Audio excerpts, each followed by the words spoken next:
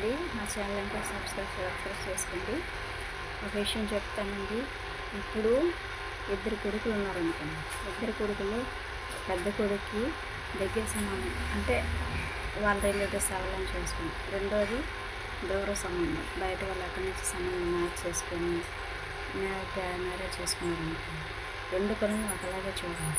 లేదా చూడలేదనుకుంటే వాళ్ళకి ఏదైనా ప్రాబ్లమ్స్ వచ్చాక సర్ది పెట్టేయండి. మీరు ఎలా ఉండాలి, మీరు ఎలా ఉండాలి. తనకి తెలియకుండా తనకి ఏదైనా ఇవ్వాలి అనుకుంటే ఇచ్చుకోండి, కాదనట్లేదు. అంతేకాని ఇంటికి వచ్చిన బయట ఆడపిల్ల వచ్చింది కానీ వాళ్ళు అయితే బాధపడుతుందండి. ఈ విషయం ఎందుకు చెప్తానంటే, ఉదయం ఒక సన్యాసం జరిగిందండి. ఆవిడ అనారోగ్యంతో ఉన్నారు, బాగా చూడమని చిన్నపడలు చెప్పారు. చిన్నపడలు చూస్తుంది కదా, ఒక ఏదో చిన్న ప్రాబ్లం వచ్చింది. ఆ ప్రాబ్లం దగ్గర మాట వచ్చింది. మాట వచ్చేటప్పుడు చిన్న కోడలు చూస్తే చిన్న కోడలు మాట్లాడుతుంది. పెద్ద కోడలని తన సొంత దగ్గర సంబంధం చెప్పి తన కోసం రిలేటివ్స్కి మాట అడుగుతుంది. అందరికి చూడవచ్చు. చిన్న కోడలు వస్తే పెద్ద కోడలు వస్తారు, కామెంట్ కోసం చూస్తుంది.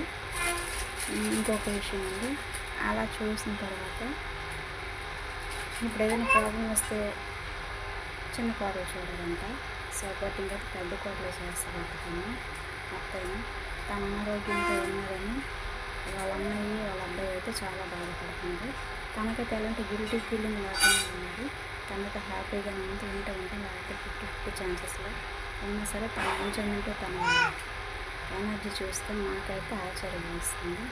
మీకు ఎలా అనిపించింది నా వీడియో కామెంట్ రూపంలో తెలియజేయండి, షేర్ చేయండి, కామెంట్ చేయండి. Thank you.